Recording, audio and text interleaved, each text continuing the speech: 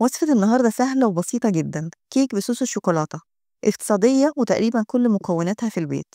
وعندنا سلسلة كيكات كتير هنعملها بصوصات مختلفة بعد كده إن شاء الله. دلوقتي تعالوا نشوف هنعمل إيه. هنجيب أول حاجة كوباية لبن، نحطها في الخلاط، وكوباية سكر. والسكر حسب الرغبة، ممكن تقللوا شوية أو تكتروا شوية على حسب انتوا عايزين ايه، بس هي الكوباية تبقى معتدلة جدا. هنضربهم كويس في الخلاط عشان السكر يدوب. كده هو داب السكر.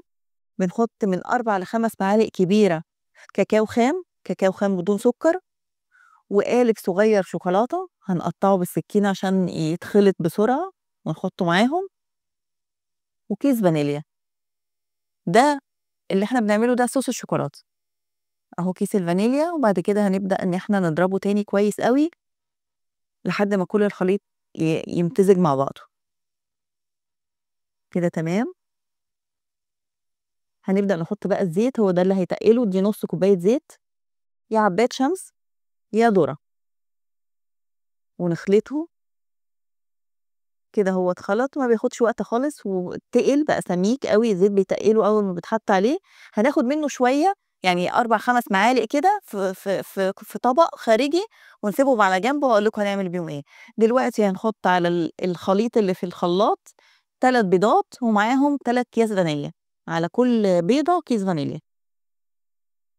ونبدا ان احنا نضربهم تاني عشان البيض يمتزج برضو بكل الخليط اللي قبله.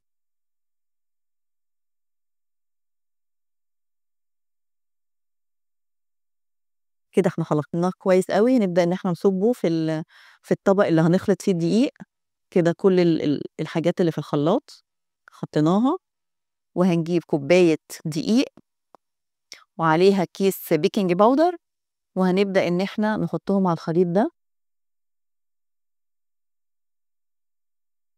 أيوه أهو، كده عشان يدخل الهوا. يعني إحنا بنعمل الحركة دي عشان يبقى الدقيق فيه هوا، ننخله. ونبدأ نقلّب كُلّه كده، نقلّب في اتجاه واحد. هو مش هياخد وقت، بسرعة. وفي الفترة دي إحنا مجهّزين صينية مدهونة، يا إما معلقة زيت يا إما حتة سمنة صغننة. أنا حاطة ربع معلقة سمنة دهنة بيها الصينية. صينية ألومنيوم أو بايركس اللي عندكم عادي، كله كويس. بعد ما كله نخلطه مع بعضه، هنبدأ إن إحنا نصبه في الصينية. وإحنا برضه في الفترة دي الفرن عندنا شغال على 180 درجة لمدة تقريبا هتبقى من 25 ل30 دقيقة على حسب كل فرن. يعني أنا فرني كده، لكن انتوا تابعوا طبعا لأن مش كل الأفران زي بعض. هنسويها كويس في الصينية وندخلها في الفرن. هو خلاص already هو دلوقتي سخن. كده بعد ما طلعت الصوص الأولاني اللي إحنا خدنا منه شوية بتاع الشوكولاتة، هنبدأ نحطها وهي سخنة. نبدأ إن إحنا نحط الصوص عليه. بُص تقيل قد إيه وحلو، واللي بيخلّيه سميك كده على فكرة قطعة الشوكولاتة اللي إحنا حاطينها. لو كان الخليط بالزيت بس، يعني كاكاو وزيت والحاجات التانية بس والسكر، ما كانش هيبقى تقيل كده. هو قطعة الشوكولاتة تقِّلته وخلّيته بقى أحلى. هنبدأ إن إحنا نوزّعه كويس جدًا في الصينية ومن الأطراف. كويس أوي، كل ما نسيبش مكان يكون فيه فاضي، ونسيبها تبرد شوية عشان نقطّعها، يعني 10 دقايق. كده هي بردت، هنبدأ نقطّعها بقى.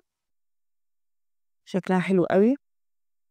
هنبدأ نقطّعها بأي شكل. أنا قطّعتها مثلثات، ممكن تقطّعوها مربعات على حسب اللي أنتم عايزينه.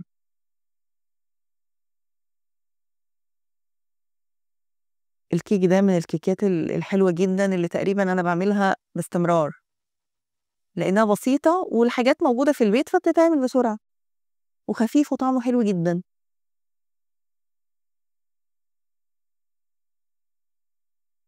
هي أول قطعة بتبقى صعبة شوية ومتعبة في الطلوع. أيوه بُصّوا بعد ما طلعت شكلها قد إيه جميل، والصوص تقيل وجميل. جرّبوها هتعجبكم جدًا، بألف هنا.